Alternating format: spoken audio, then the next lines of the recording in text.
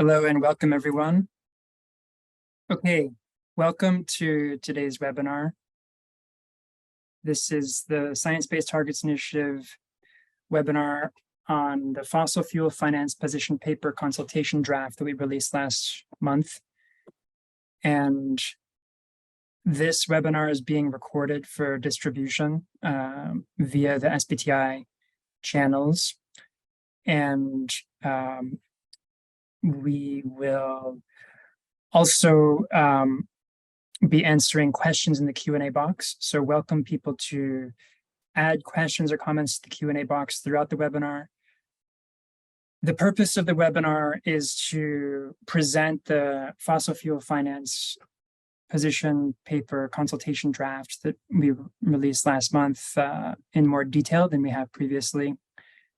And also to present the SBTi oil and gas method, which is intended for fossil fuel companies themselves, an update on that, to show how it links with this fossil fuel finance work for financial institutions. And then I'll walk through the criteria that we've included in the draft, as well as a description of the 10 survey questions that we've included on the fossil fuel work that are in the survey. And then I'll leave some time at the end for next steps and discussion. But before we go into that, we'll have some background and an introduction. So I'm Nate Aden, I'm the finance lead at SBTi, and I'm very happy to be joined today by Behrouz Nouri, who's the energy sector manager at SBTi, who's leading the oil and gas method development process. And again, he'll be speaking to that process, as well as some of the aspects of the draft that we've released for public comment here. So you'll be hearing from both of us. So this is part of a series of webinars that we're having this summer. Last month, we released these 3 consultation drafts, and we'll have deep dive events for each of the 3. Obviously, this one is just focused on the fossil fuel finance draft. We'll have similar events for the other 2, and we encourage you to complete the survey on all 3, but you can, of course, just complete the survey on one of these 3 if it's of interest. In addition to the 3 deep dive webinars or recordings, we're also having sort of an office hours type of session in the next couple of weeks. We'll have 2 of those, and you can sign up for those via the SBTi website. So that's going to be another opportunity if you do have questions about this or the other 2 areas that we're currently running consultations on. So getting into this, the climate science is the foundation of this research. And here on this slide, just sharing some of our key references in terms of the current climate science that was consulted in the construction of this draft. So the first document, obviously, is the IPCC 6th assessment report, which was published in the past couple of years. The next is the IEA series of net zero by 2050 documents. And earlier this year, the IEA published an oil and gas specific report that's focused on scope 1 and 2 of oil and gas companies. And there is a forthcoming IEA oil and gas scope 3 document that we're expecting in September. And the idea here is that that this is a sort of an ongoing reference, and that this work will continue to move with these new publications. But each of them obviously has its own perspective. And so the next one is the UNEP emissions gap report, which was published in 2021. And that one is specifically useful for this particular area in that it's focused on fossil fuel production gaps with existing climate stabilization targets. The next one is what we call OECM. It's One Earth Climate Model. It's an academic group that has taken some of this work and elaborated around 1.5 scenarios. And so we're also referencing that here. The next one is from a financial sector perspective with the NGFS, the Network for Greening the Financial System. particularly their net zero 2050, I think it's called stable achievement scenario. The next one is from a renewable energy technology perspective in terms of the IRENA World Energy Transitions Outlook document from last year. Carbon trackers work on stranded assets, particularly around oil and gas, is another reference here that we've covered. And then from an actual oil and gas company perspective, we've consulted the BP scenarios from last year. BP obviously publishes these scenarios every year, and it's a great resource for the energy sector. These last two are specific for this report in that last year, as you all know, the UN high-level expert group on net zero published this report with best practices for target setting. And this has definitely set a lower bound in terms of best practices and expectations around net zero target setting. And finally, the Tyndall Center published this report on phase-out pathways for fossil fuel production within Paris compliant budgets. It was published last year, and you'll see that we leverage this publication as well in the draft that we've shared here with you last month. So these are some of the climate science foundations of this work. In terms of the current reality, as you all are aware, climate impacts are happening more rapidly than expected in these scenarios.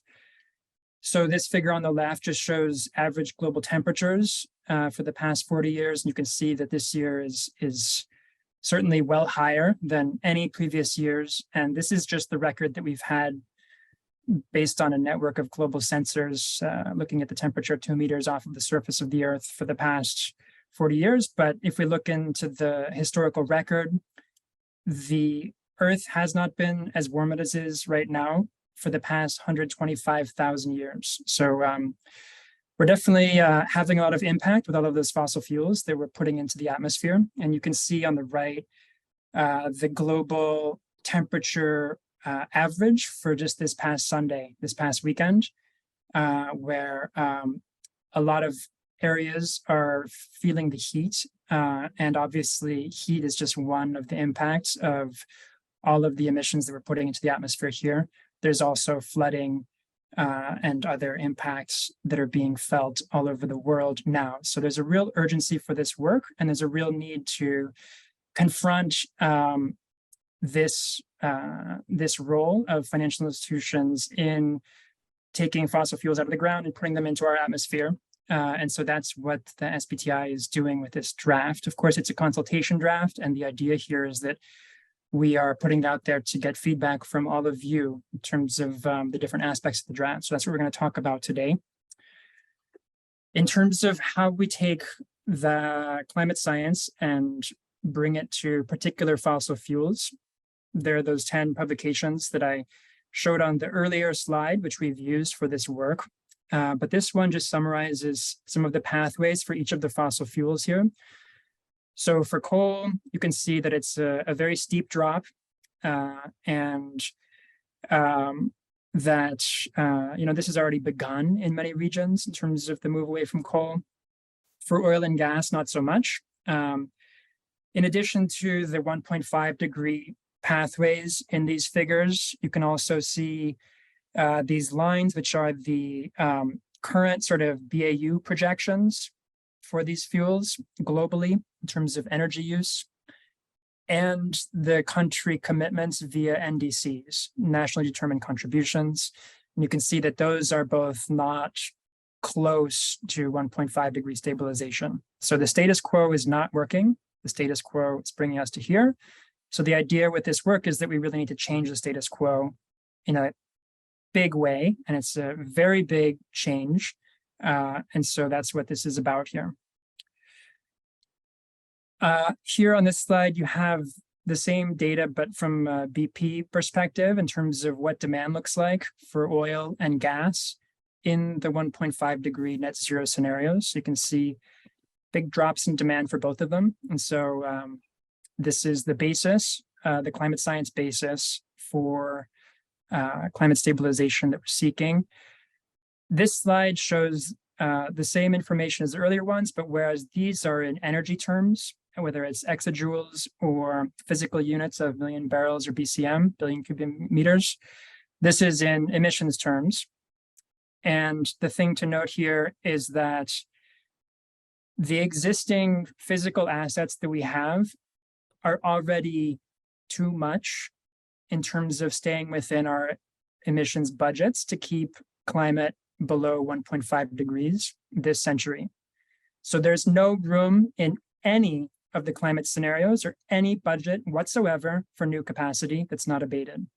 And so that's one of the clear positions here, and we'll get into the details in terms of some of the words that I just mentioned.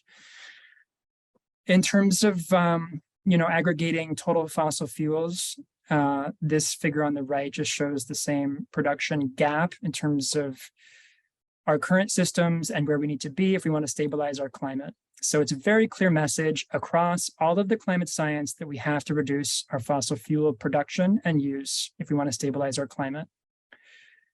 Finally, just in terms of the scenarios that we are using in this work, what we've done is we've looked at abated versus unabated fossil fuel use. And so this slide summarizes the some of the approaches that we've taken with regard to phase out of coal on the left versus gas and oil on the right. And you can see what we're starting to do here with this proposal is differentiate between countries and regions depending on their income level and the role of fossil fuel production in their economy presently.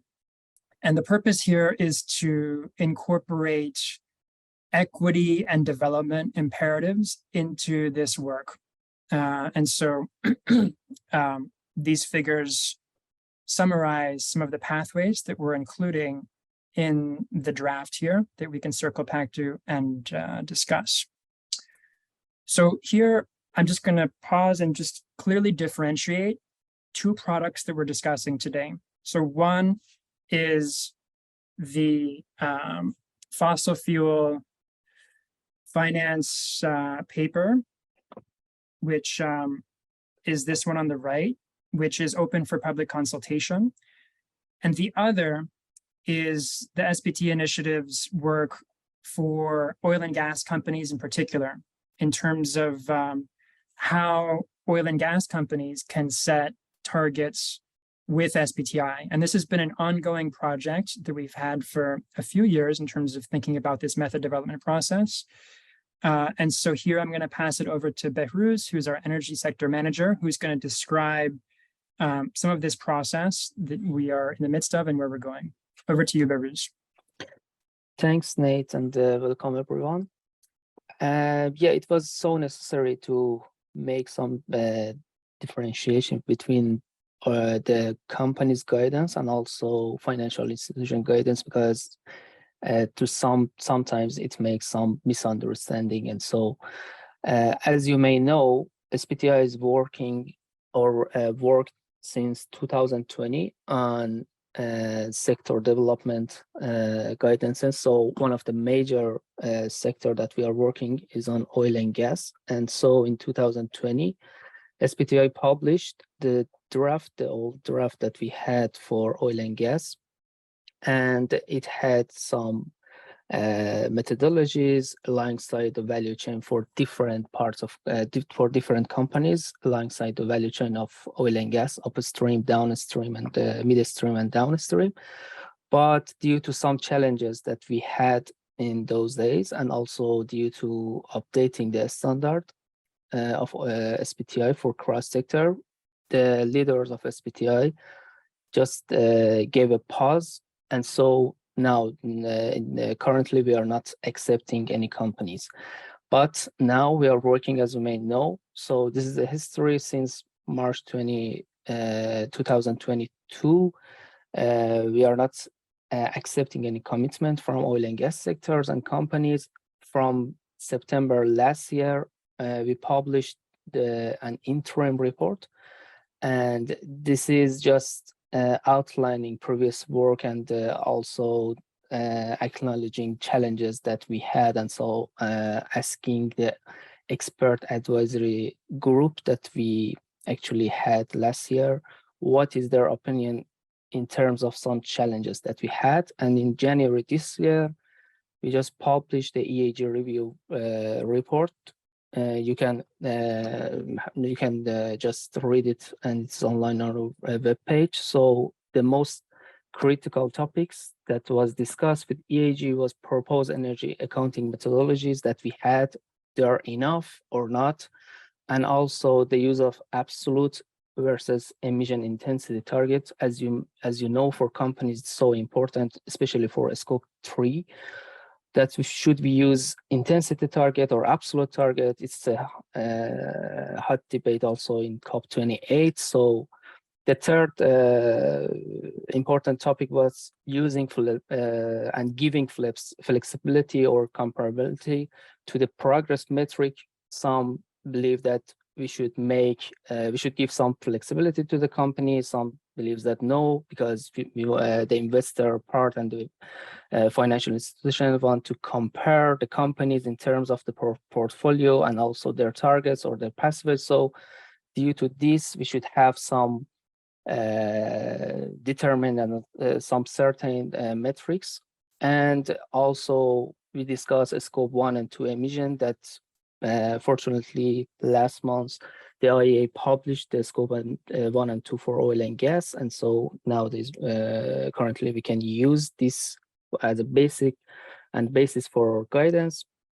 And the last topic, but not least important topic, is using some qualitative criteria or non-emission targets.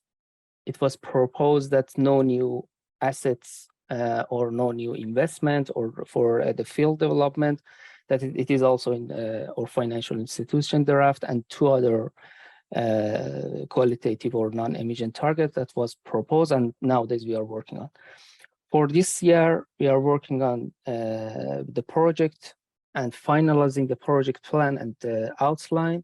And for the first phase, after determining and publishing our plan, we want to work on final sector scope. We want to determine which companies, again, can do the commitment, and which companies should do the commitment based on cross-sectoral standard and the guidance that we have, and under which criteria, non-emission or emission targets, they can do the commitment. So now we are working on this, and we will publish this status report or outlining report and the content of the guidance that we will publish probably next year as soon as possible.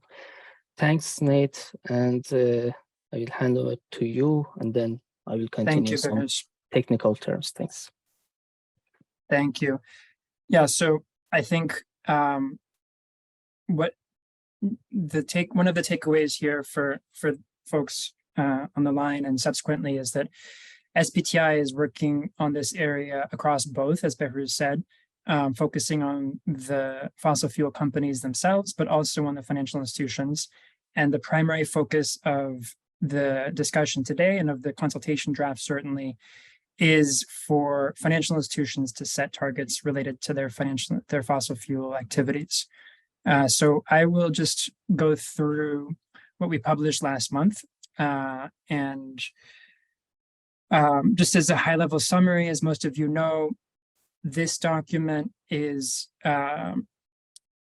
intended to be a sort of fourth option for financial institutions to address their fossil fuel activities, whether it's direct investment or lending or facilitation, and that it will be a key component of the larger financial institutions net zero standard that we're preparing.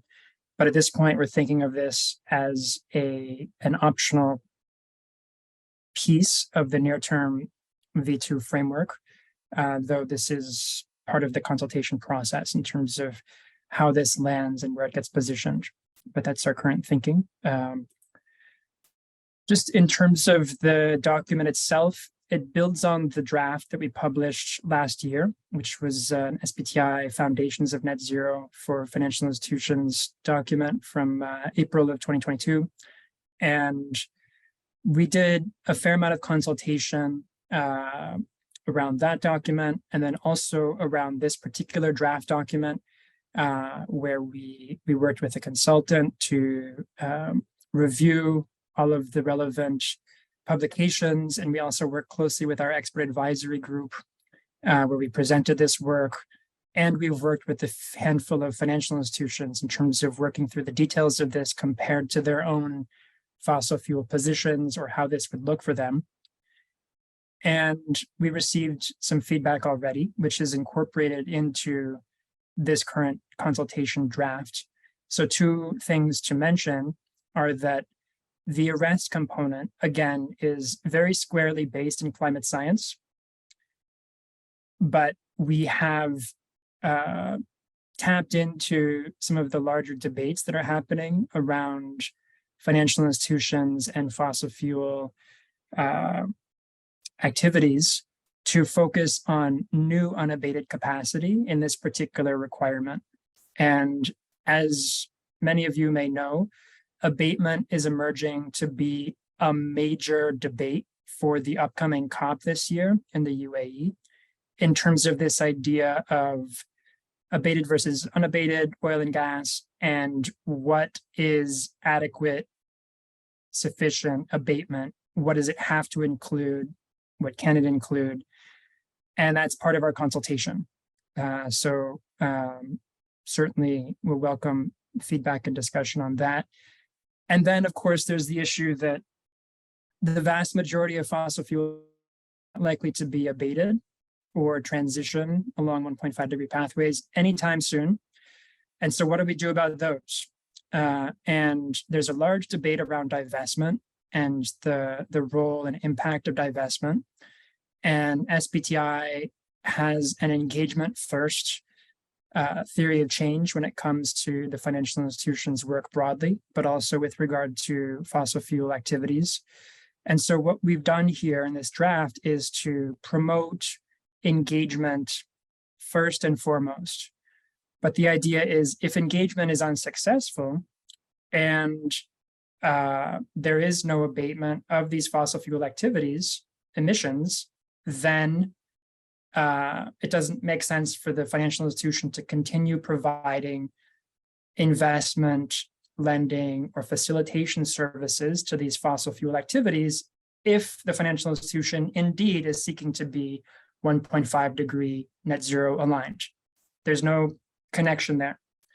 And so that is the logic of these. And those are two areas where we have, again, heard the feedback and responded with this draft. Of course, it has these 4 parts: disclose, arrest, transition, phase out, which I'll elaborate in the next couple of slides. But that's just sort of an overview of part of how we got here. So in terms of disclosure, this is the first requirement. And basically what we're proposing to require from financial institutions is 3 types of disclosure. The first is the scope 1, 2, 3 emissions associated with the fossil fuel activities, whether it's investment, lending, or facilitation services. And facilitation is a new category for those of you who aren't familiar. And it includes, for example, capital markets underwriting or insurance underwriting. And as such, there isn't comprehensive data there yet. We understand that. Starting with estimates is fine. That's part of the journey here in terms of starting to understand the emissions impact of different activities and areas of the portfolio. The second area here is basically the financial version of the first one, just the financial exposures. And both of these are already publicly available from certain sources. There are annual reports that I'm sure many of you are familiar with that describe this for various groups of banks or other financial institutions. And the idea here is that it gets reported directly by the financial institution itself. The third disclosure requirement here is a transition plan, which basically just explains how the financial institution plans to reduce these emissions. And there's a lot of work going on in this space from GFANs and other groups in terms of defining and assessing what a good transition plan must include. And we certainly support that work in SBTi. SBTi is not planning to do assessment of transition plans per se, at least not with this particular requirement. The idea is just that it requires the financial institution to publish that disclosure plan, and then it can be accessed and assessed separately. In terms of arrest, again, there's a clear climate science foundation for not adding any unabated capacity, full stop. With regard to coal, there is no effective abatement of coal. So the idea is arrest of all new coal capacity. And frankly, this is already happening in most regions of the world in terms of the economics supporting renewables instead of coal. Arresting unabated oil and gas is also an area where this is clearly necessary, and this is part of the push of SBTi here again, is that we need engagement and abatement as a minimum here, first step. And so we can't have this new capacity be growing by financial institutions that are saying that they want to be net zero or 1.5 degree aligned. The transition part of this is complex. And this is, again, that area that Behrouz and others have been working on for years in terms of what does a fossil fuel company transition look like over time, and how do we measure this? And there are a lot of different answers to that question. What we found is that financial institutions often answer this from a portfolio level to say that they have quantified some kind of emissions number associated with their fossil fuel activities, and that they plan to cap or reduce that over time.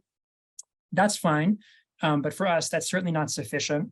And generally, that type of approach tends to be useful for ex post tracking, that is, after you've set the target to see how you're doing. But in terms of forward looking, it can incentivize the wrong types of behavior in terms of shifting investments rather than longitudinal emission reductions that correspond with emission reductions in the real economy and ultimately in the atmosphere in terms of reducing the number of parts per million of CO2 equivalent that we have in the atmosphere now.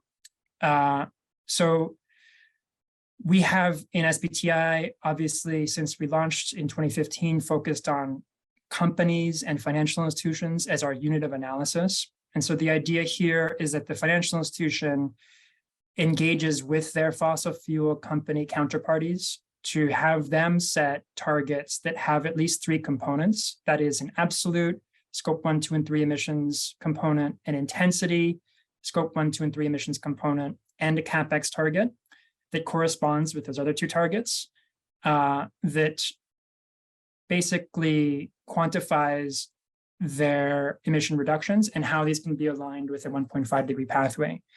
Rather than specifying a single pathway or even a set of pathways, we're presently in the draft leaving it open to say it's up to the company or financial institution to specify which pathway it's aligned with. And then that gets checked in terms of whether that is credible or not. And we have lists that we published in the past in terms of which emission scenarios are aligned with SBTi in terms of low, no overshoot.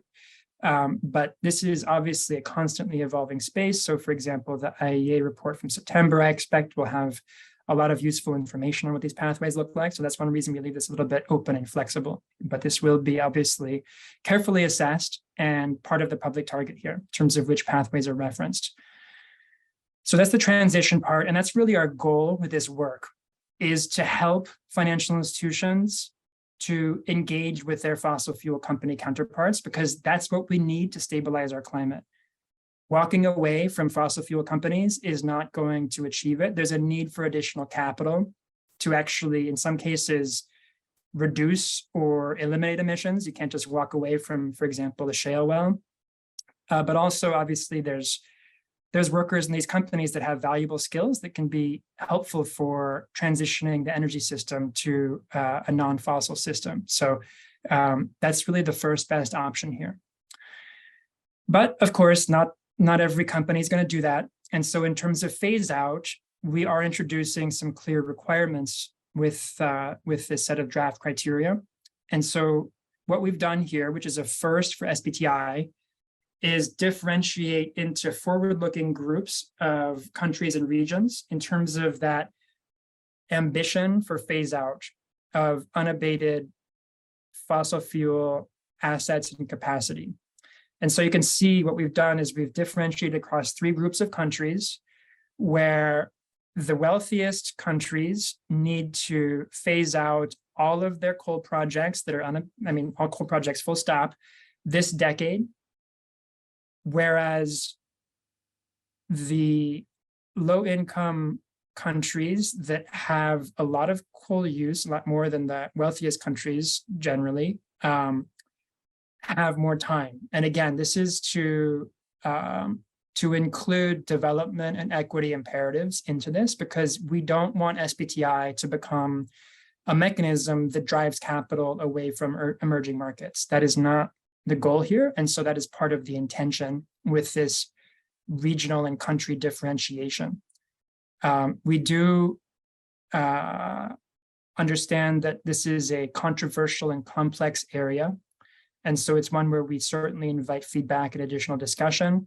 In order to simplify this, what we've done is we've just referenced one study that does this, that has taken the global emissions budgets and disaggregated them.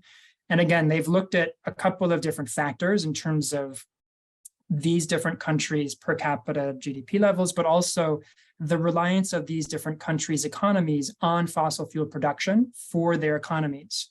And that's part of the equity imperative here and how that's incorporated, because obviously we're at risk of large-scale social and political instability if we do too rapid of a transition in countries that are very reliant on fossil fuel production for their economic survival.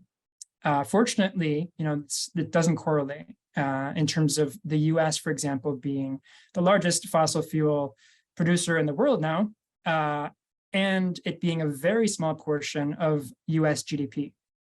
So eliminating fossil fuels is not going to destabilize the US the way it would other countries that are much more reliant on this for their economic survival. That's part of the rationale of this particular approach. But again, this is open to additional discussion. It's obviously a complex area that we understand. It's also very new for SBTi. So we're proceeding slowly and carefully here.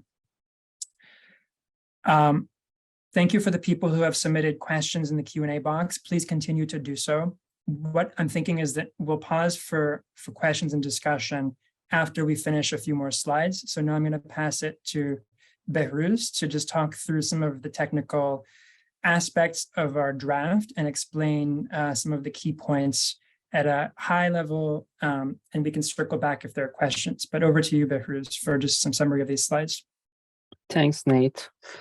Yeah, it's so important to just clarify what is the concept that are using, concepts that are using in financial institutions, not only for investors, but also maybe future for companies. So one of the most controversial concepts nowadays is abatement. So this draft financial institution is mostly rely on IPCC 2022 definition of abatement. So when we are talking abatement or abated asset or company or project, it means that the company or the project or the asset should show that 90% of direct and indirect emission associated with the assets, company, and project should be reduced by using some measures or some project or technology that you may know. The most and the most important one is using CCS and the geological, especially CCS, as it can shows that it's a long-lasting storage for more than a century. And but the concern here, or the most important part or issue, is that this CCS shouldn't be used for EOR. It means that it shouldn't enhance again the production, and it shouldn't lead to production again, because it should show that it's storing for long lasting. And yeah, and this abatement should be assessed annually. Yeah, the next slide, please. And another most important concept is the project and activities alongside the value chain of coal and oil and gas. The same as the guidance for companies for oil and gas, we here have 3 parts: upstream, midstream, and downstream. Firstly, from oil and gas perspective, new or existing oil and gas projects such as exploration, extraction, development, redevelopment, expansion of fields, such as EOR project that was mentioned in previous slides. In midstream part, oil and gas refinery or refining, storage, transportation, distribution, and also logistics are under midstream part. And for downstream is just producing gas, gas power, heat, cooling, and other utilities and facilities that are using fossil fuels, especially oil and gas. For coal, to some extent, is the same, but for upstream, again, coal mining, including existing extraction, exploration, drilling, and all the processes related to upstream. In midstream is, again, processing the coal to liquid gas, coal to gas, and every processing that is in the midstream and mid part of the coal. And downstream, again, new and the existing coal power and all the usages related to producing secondary energy or electricity or final energy. So these are the different differentiation between from technical side between parts of value chain and how financial institution will phase these parts. And a scope of this fossil fuel financial institution is, again, from 3 different perspectives: from company level, from project level, and portfolio level. From company level, it includes both a specific project dedicated to fossil fuel activities, such as some joint ventures or other things that they are not only an entity or individual entity, but there are some projects, some companies have some collaboration for example, exploration and development and everything. Or established company who drives at least 5% revenue share from the project or activities in the value chain that I mentioned in previous slide. And from project level, there are any finance or facilitated ring fence for a specific project, for example, construction of a gas pipeline, or for example, developing a new refinery or such a thing, that are some are projects, or they are not company level, or revamping a refinery, or extending the capacity of a refinery that are now established.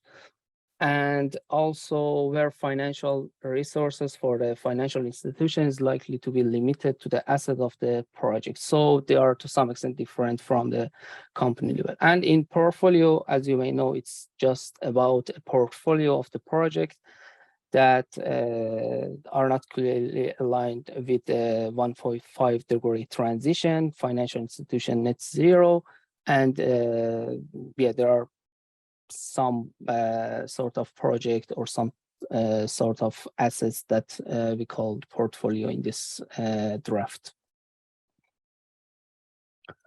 And again, this is also important to know what is new financial flows and existing financial flows. For new financial institution, for new financial flows, any new services that a financial institution provides to a company, project, or activity, again, and as committed to from 2022 onwards. And it means that if they are totally new since last year, and so they are committed to new loan or a coal mining project, or for example, a new loan for exploration or development of oil and gas field, are our new financial flows. But what is existing financial flows? Any existing financial services provided, and they are prior 2020. So this timeline, this year is so important, and some examples are equity or bond holder in a fossil fuel company, or renewal of a credit facility. Again, it can be translated alongside the value chain from midstream, downstream, and also upstream. Thanks, Nate. I just hand over to you. I think, yeah, that's it. Thank you, Behrouz. So our first ask of all of you is to complete the survey. You have about another 3.5 weeks, but the sooner the better, just because otherwise we don't want you to miss this deadline. So just to facilitate that, I'm going to run through the survey questions really quickly, and then I'll open it for questions and discussion. So there are 10 questions in this survey, and it's the last part of the survey. You can skip around, you can do whatever section you like, but the fossil fuel section is questions 45 to 55, and it's basically 7 topics. So the first, as Behrouz mentioned, is this threshold. And so, you know, there are various lists out there. Ergowald, others have published fossil fuel company lists. And, you know, I think, again, we want to hear from you what makes sense, what is feasible, because, you know, at this point, we want to make something that's actionable, but obviously catches the large emission sources in your portfolio. And so that's part of the question here. The other is the different types of fossil fuels. So clearly we can go pretty granular here in terms of coal versus oil versus gas, and the use of coal, and energy versus feedstock production across fossil fuels. But it's a question of how this links in with financial institutions' existing data and practices. And so, again, we want to hear from a range of stakeholders in terms of what makes sense, what's actionable here, and what links with the climate science in a robust way. Second type of question is on abatement. As Behrouz mentioned, abatement is going to be a key question for this COP. It's already emerging as a key question.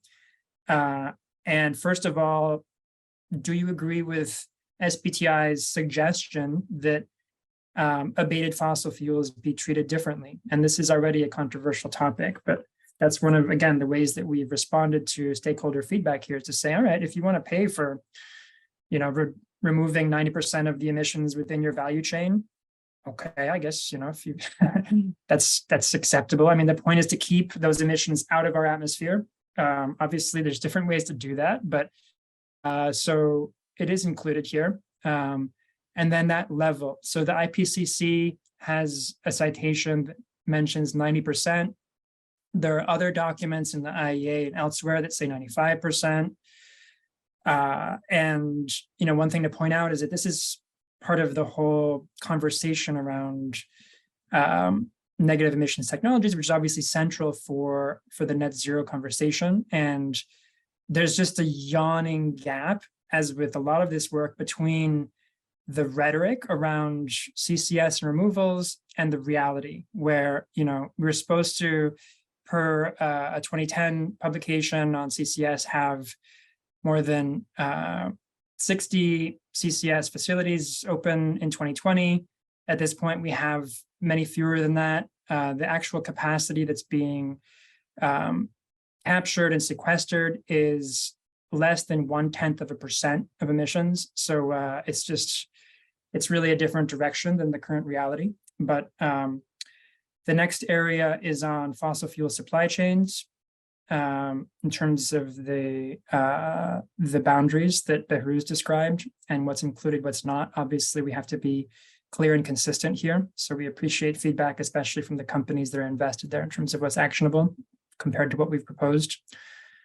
The coal phase out geographic split is one that's obviously hugely impactful in terms of different countries' pathways. And it's something that we want to hear from all of you on, because again, it's a new area for SBTi and we don't have all the answers, but this is one potential pathway that we're testing out here. Of course, the basic, disclose, transition, phase out approach here is one that we want to understand, particularly for the financial institutions. Where are the pain points here, and what is more or less within your existing practice? We understand this is very ambitious for the most part and a very big change from the status quo. That's the point. But we want to understand what's doable in different timeframes, and who can we include in the near term with regard to what we're proposing here.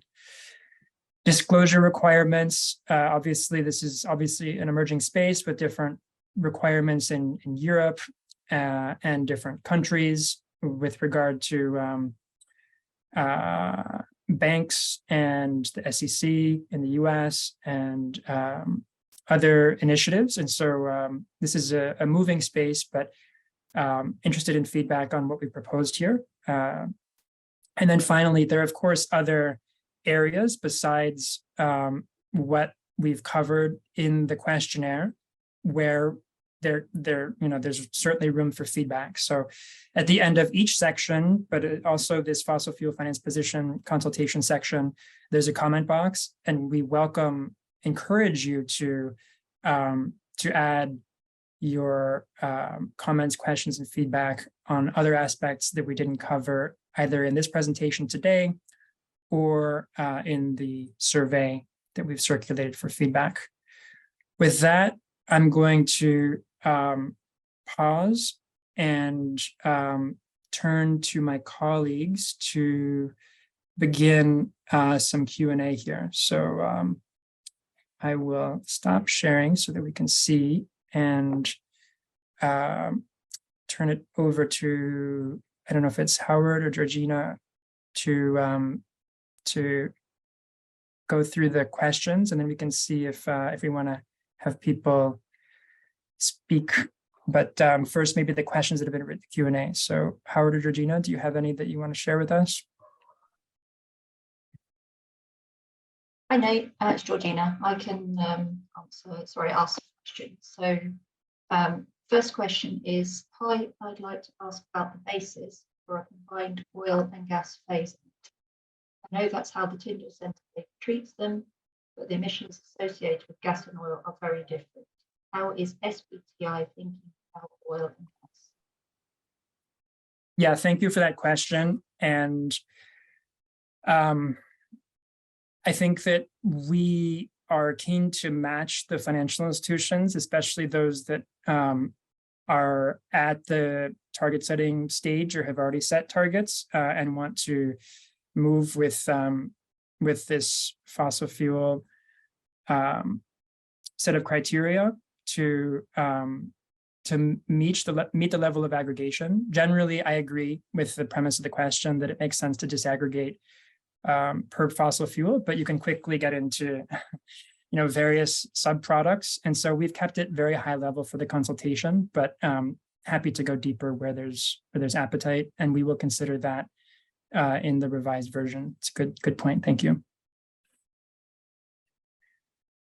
Also, I see that there are raised questions, but first we're going to do a couple of the ones that were in the chat box, then we'll see if there's time for the raised questions. So thank you for your patience, folks. Yeah, Georgina. Okay, this next one is for Owen.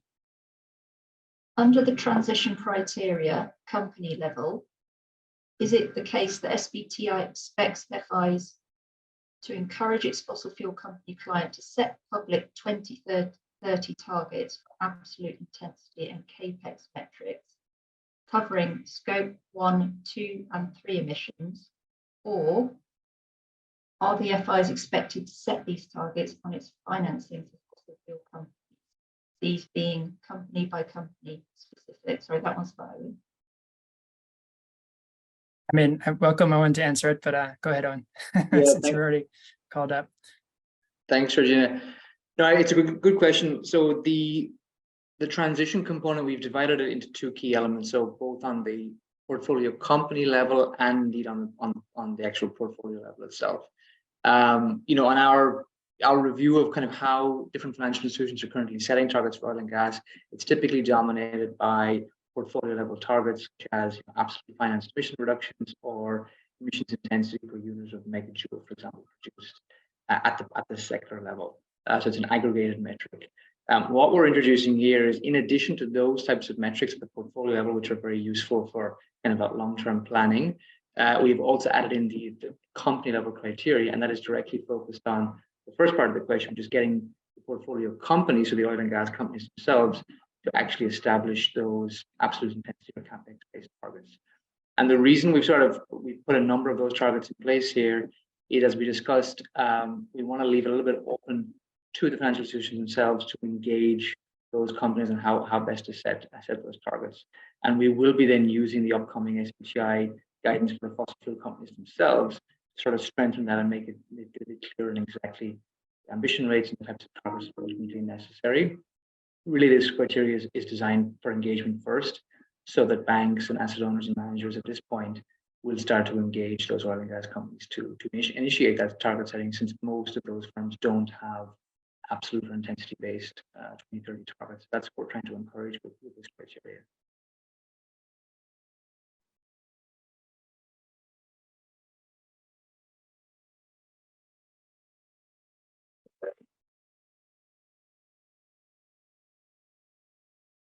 Thanks, Owen. Do we have another question from you, Georgina or Howard?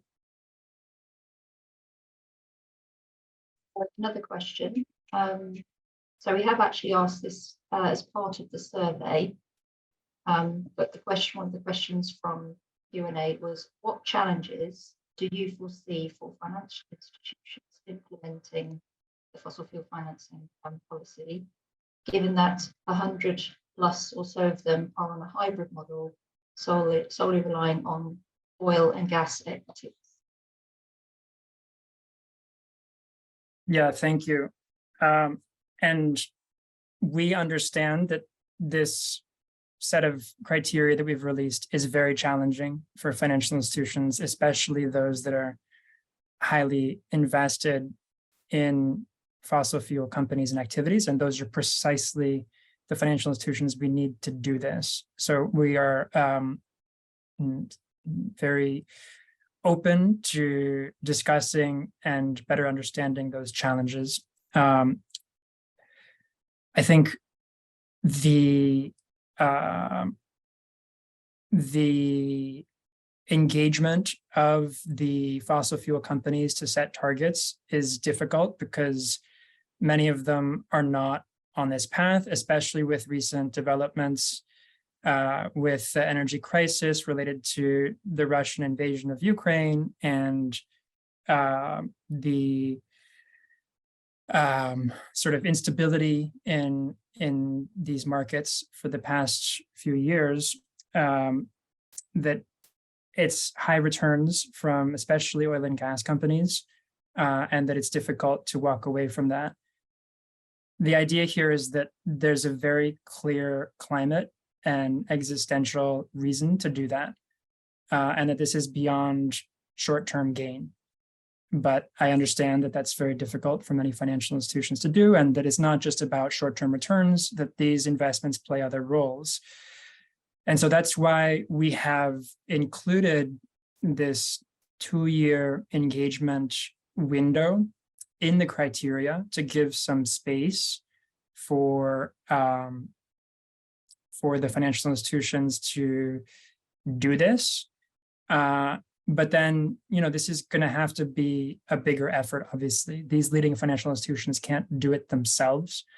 What we're doing is we're outlining what they can do to have targets that are aligned with the Paris Agreement and really demonstrate leadership. But for us to achieve this globally, we're going to need policy and other support here and participation. And I think that's part of the broader theory of change of SBTi, that these entities that are leading globally in addressing their climate challenges are demonstrating to firstmost their peers that this is what leadership looks like. And then also to policymakers and regulators that not only is this possible, but it's something that can be an economically competitive thing to do. But we need regulators and policymakers to step up as well, obviously, especially for the lagging companies that don't do this. And so that's part of sort of the theory of change, but it's going to be a long road. It's not going to happen immediately. And so I think that we are conscious that it's very difficult, especially for the first movers. And so really what you're seeing here is our answer to what does it look like for a financial institution to address this robustly. And now what we want back from you is, can you do this, financial institutions? What is most difficult here? Where can we adjust this to make this more actionable in the near term? Because we need action from financial institutions if we're going to stabilize our climate. We need to address fossil fuels explicitly. So, but thank you for the question.